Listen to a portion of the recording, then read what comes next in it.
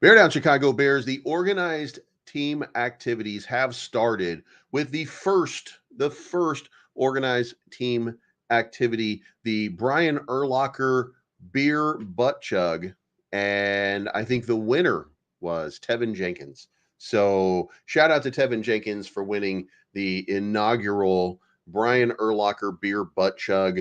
Uh, Whatever they're doing. Anyway, OTAs have started. The Chicago Bears have taken the field to get used to one another, let the rookies kind of get in with the rest of the players, learn a little bit about them, and we've seen some surprising comments coming out so far, including Tyreek Stevenson, who really had a hot take on on Caleb Williams. So I get a sense here that, and by the way, the over under on wins 8.5. I think that's going to go up by the time we get through the training camp. I think a lot of people are going to start watching. I think they're going to start getting real familiar.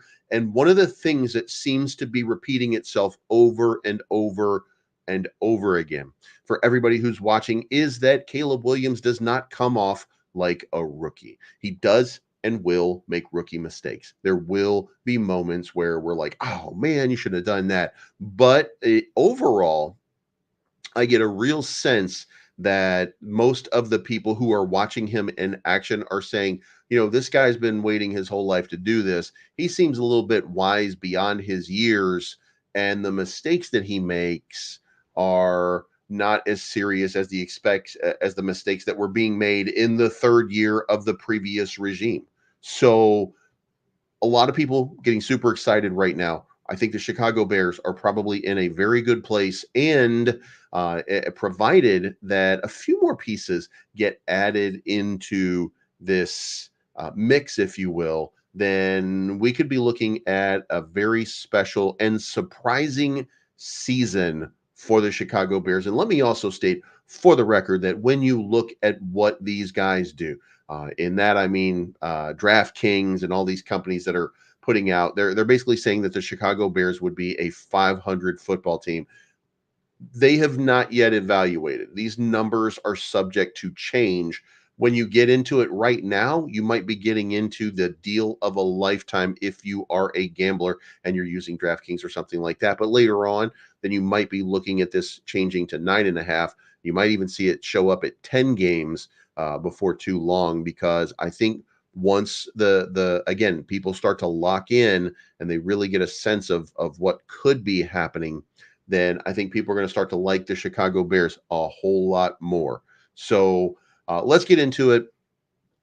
Thank you so much for tuning in. I appreciate each and every one of you. Again, we're keeping these short because we don't have a whole lot going on in the market. We've got a little bit here, a little bit there, but generally speaking, there's just OTAs and people getting used to one another and all of the good stuff. So the OTAs have started, and there's 5 things that really you could expect to see coming out of this. And the question is going to be who's there, who's not there. We're going to be looking for, who's taking the time, making the time. There's always going to be somebody who's not happy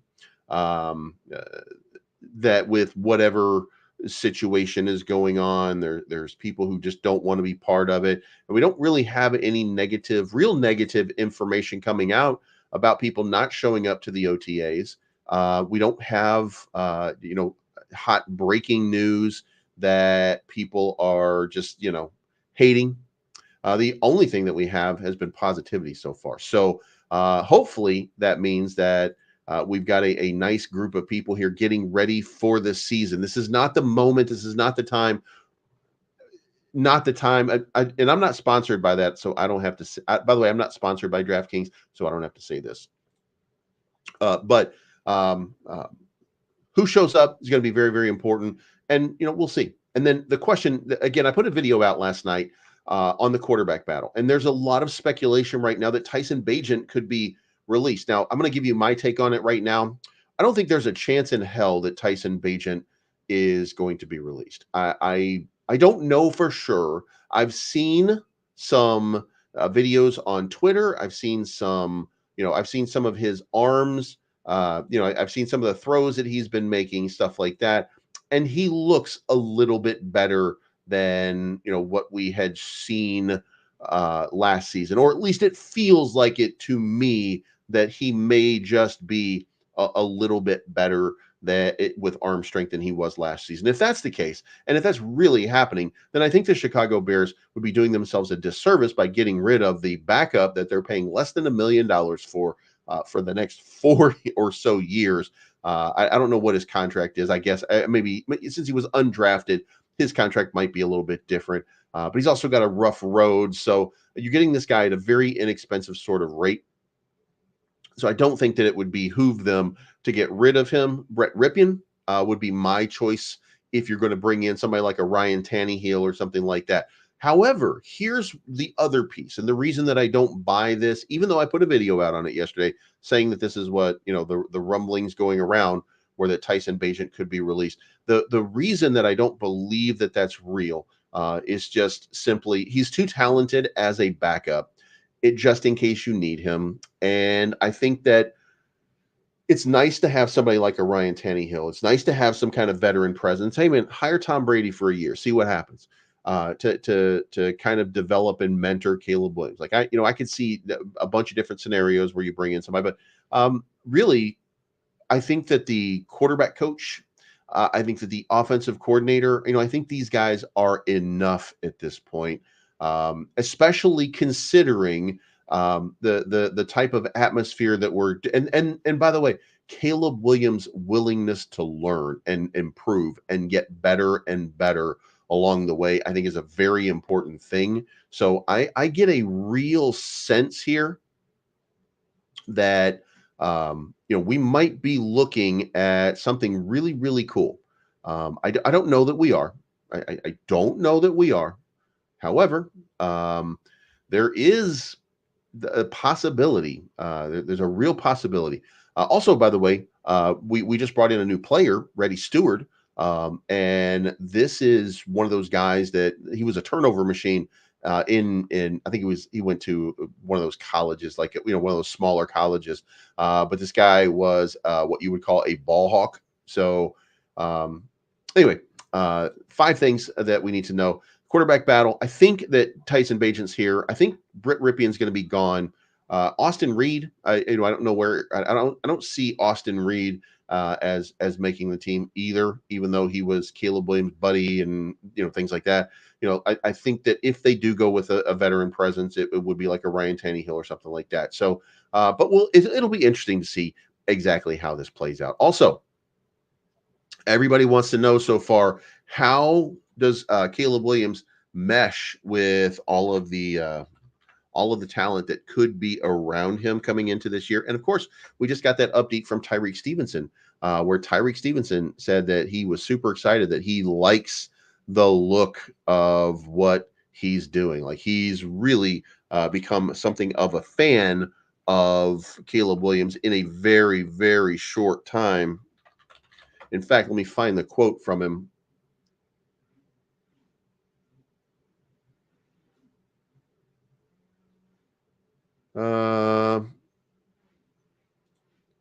You know what? Maybe I don't see it.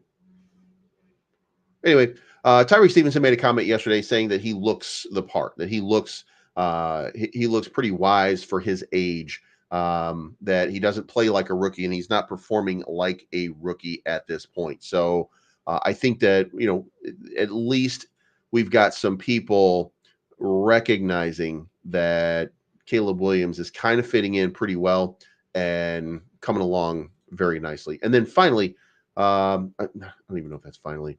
The offensive line. So we talked about it. We looked at it. We saw the offensive line yesterday. Braxton Jones is the one. Kirana Magaji could be his replacement. Probably not this year. Braxton Jones continues to improve. This is going to be a very good season for that line. The next question, Tevin Jenkins, can he stay healthy enough and not lose his spot to somebody like a Coleman Shelton or Ryan Bates, who we still don't know which one is going to be the center?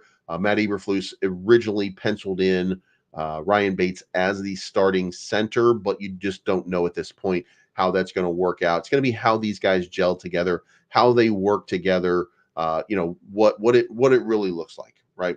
Cody Whitehair, Lucas Patrick, both of them struggled. Nate Davis, his mother had passed away. However,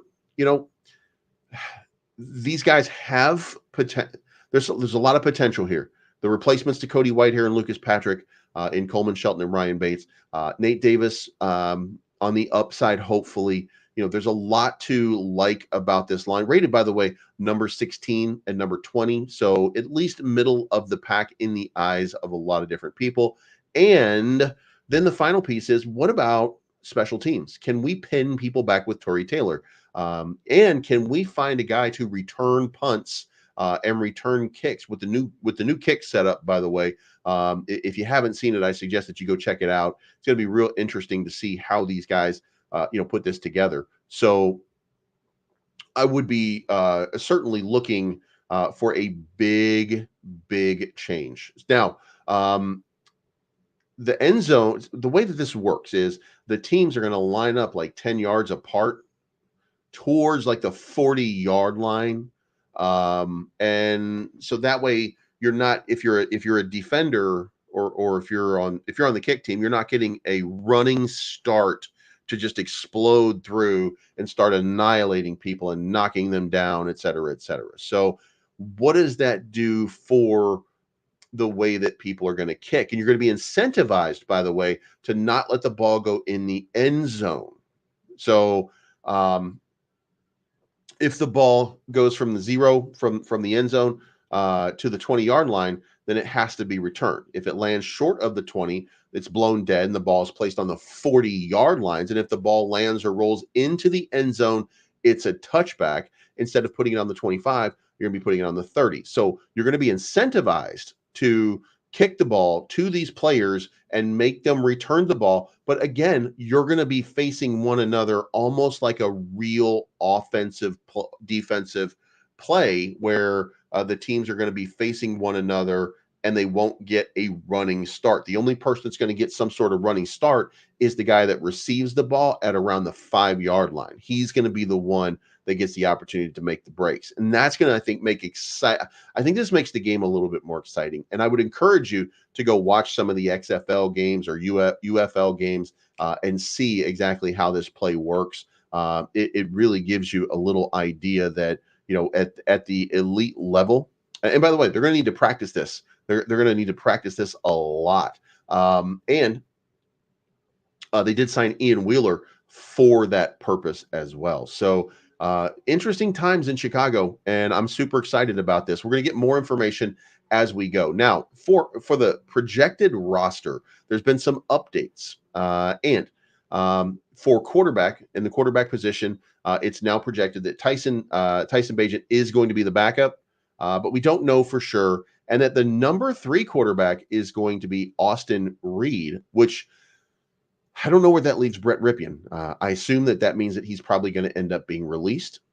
But number 2, the next part is at running back. We're talking about DeAndre Swift as the number 1. Number 2, Khalil Herbert. Number 3, Roshan Johnson. Number 4, Travis Homer.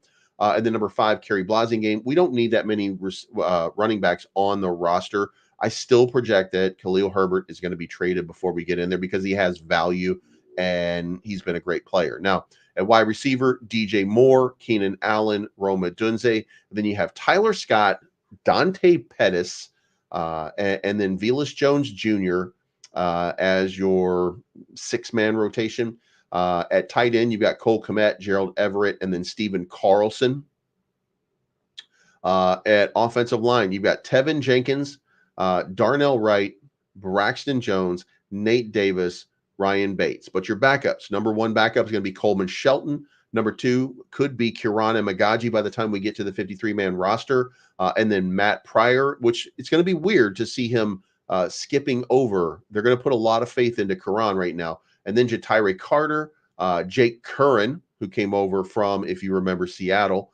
And then we get into the defense. And number 1, the big guy is going to be Montez Sweat and then DeMarcus Walker.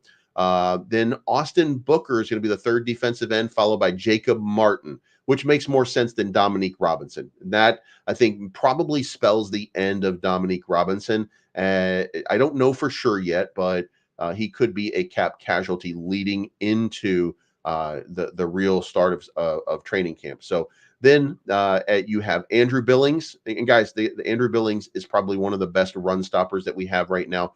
Gervon Dexter. Then you have your backups are going to be Zach Pickens, Keith Randolph Jr., and then at linebacker, Tremaine Edmonds, TJ Edwards, and Jack Sanborn, with the backups being Noah Sewell, Ammon Agbana Big and Bungbanigma, and then Jalen Johnson, Kyler Gordon, Tyreek Stevenson, Terrell Smith, Greg Stroman, Jalen Jones. You've got Jaquan Brisker, Kevin Byard, Jonathan Owens, Elijah Hicks, then Cairo Santos, Torrey Taylor, and Patrick Scales, rounding out that 53-man roster. So going to be very interesting, first of all, to see. I wonder if the offense is going to be on, like, are you going to start using, offense, oh my God, on kicks? Are you going to use your defense on those kicks? Now I'm curious, like, would you use your defensive line? Because you're trying to stop a runner, right? And if the Bears have the number one run defense, and it looks like that's the way that this favors is run defenders, are we going to use the Bears are going to be on the is the defense going to be part of the kickoff team? I'm going to be interested to see how that plays out. But that's a 53-man projected roster. And then there are 4 questions for the Bears to answer during the OTAs. And one of the number one, where is the Caleb Williams development plan? Eberflus and Shane Waldron said they have a detailed plan for OTAs and minicamp. Williams will get another part of the program for the summer break, and then things will ramp up when training camp begins. Eberflus has said that most of the early part of the plan will be about Williams operating the offense and fine-tuning the cadence. During rookie minicamp, the Bears dedicated an entire block of the first practice to cadence training. The Bears feel that Williams will need time to perfect it. These next few weeks will also be the first time the media sees Williams throwing to DJ Moore, Keenan Allen, Rome Odunze, Cole Kmet, and Gerald Everett. He's thrown off campus with these receivers several times, but this will give an early gauge of the chemistry between him and his top targets. As is always the caveat for the offseason program, these are workouts done in shorts with no contact, so everything is taken with a grain of salt. The Bears believe that a methodical plan is here to develop Caleb Williams. The development launched without problem at rookie minicamp. We'll learn more of the plan when Williams is at the progress in the early few weeks. Then we have early offensive cues that we're looking for. Waldron was asked about his experience using 3 wide receivers in Seattle and whether this time would help him craft the offense around Williams. He arrived with the reputation of someone good at molding an offense to the strengths of his personnel, and his answer showed that this offense would continue to be a work in progress.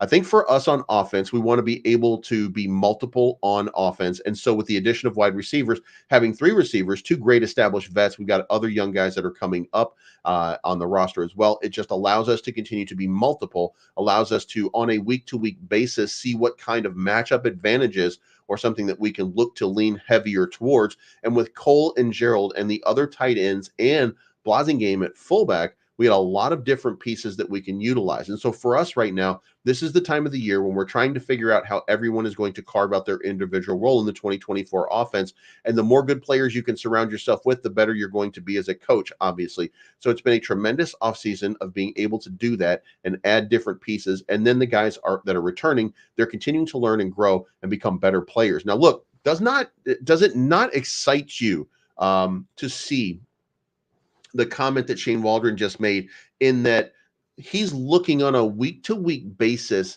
for matchup advantages? And look, I just want to say that I don't think that I ever heard or saw that out of Luke Getsy and Matt Eberflus, to be fair. Like, I don't know that we really saw a conversation about that. Now, that doesn't mean that we weren't, that doesn't mean we weren't scheming at the beginning of games and drawing up some plays and doing a good job. It's clear that there was research being done. But what about the adjustments? And one of the things about Shane Waldron was his ability to adapt on the fly and to call games late in the game and go with plays and adapt the offense on the fly to what works.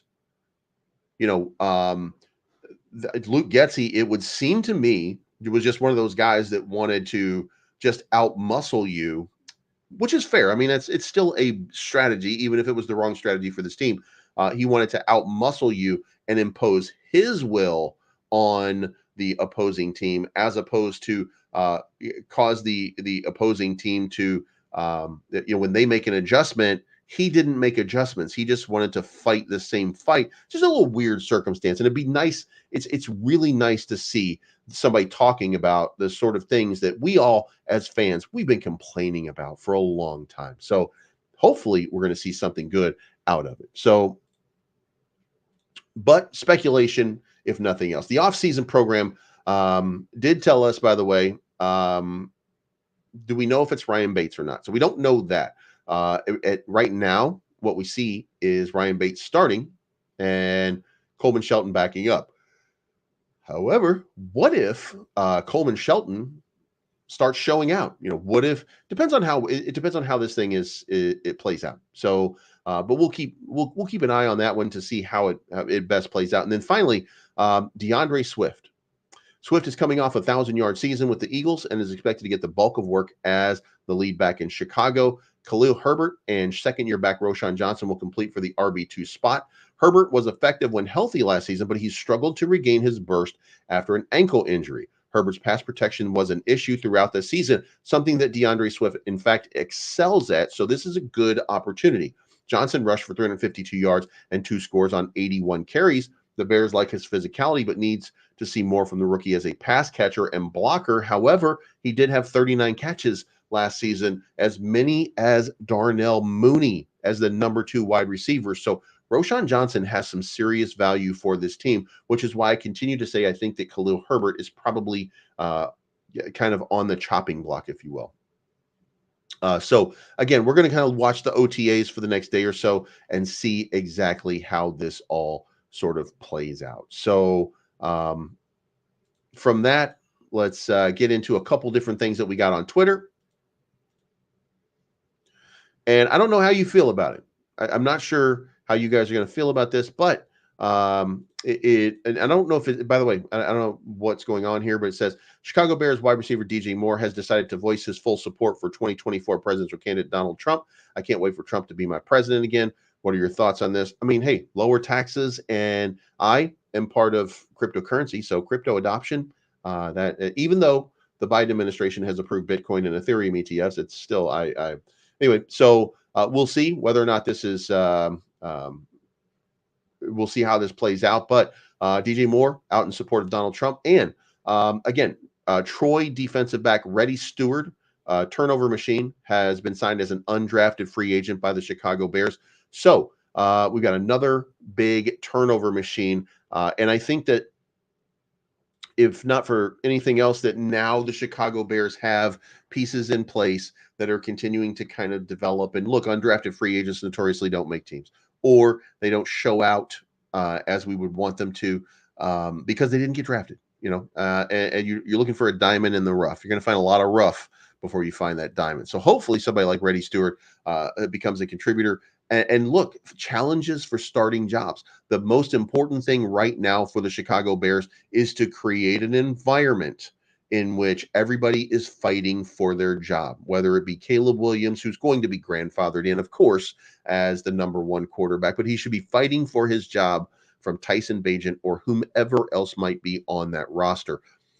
DJ Moore, Keenan Allen, they should be pushed. They should be pushed in some way. Roma Dunze should be pushing to be that X-Man.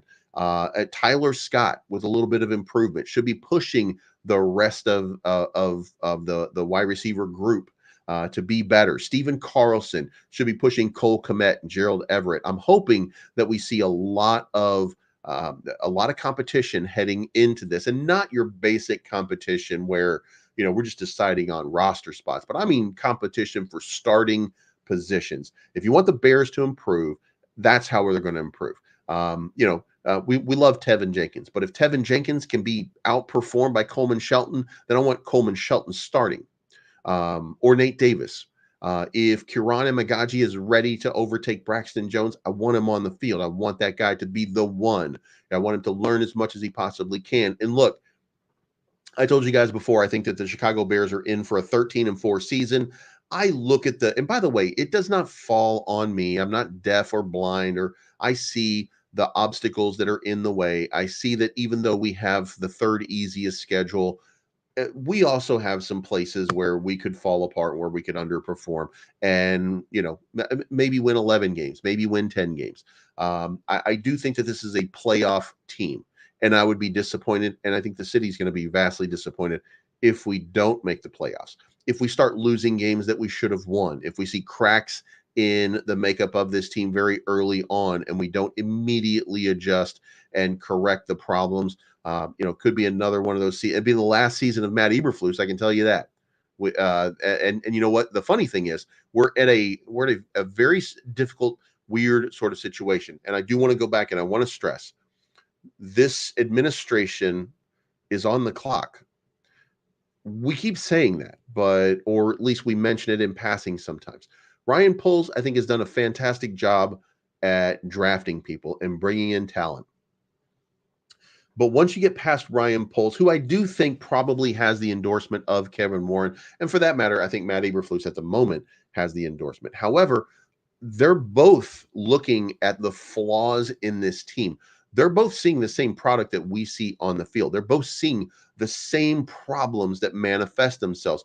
And the question really becomes, is Matt Eberflus going to do something about it? And if he doesn't do anything about it and this team struggles again, then that's going to be the end of Matt Eberflus. And guess what? In one season, we will have blown up Caleb Williams, and he will now be dealing with his second defensive coordinator, his second offensive coordinator, his second head coach in 2 years. Like we're at this spot right now where they've committed to Matt Eberflus, but if it comes out really bad, they're gonna have to do something. They can't be seen to do nothing because the team will not respect them at this point, and the team will not play for them. So I'm interested to see how this all plays out. Let me know what you think in the comments down below. Anyway, it's off to get that swole on. So you guys have a good day. Bear down, and we'll talk to you again very, very soon.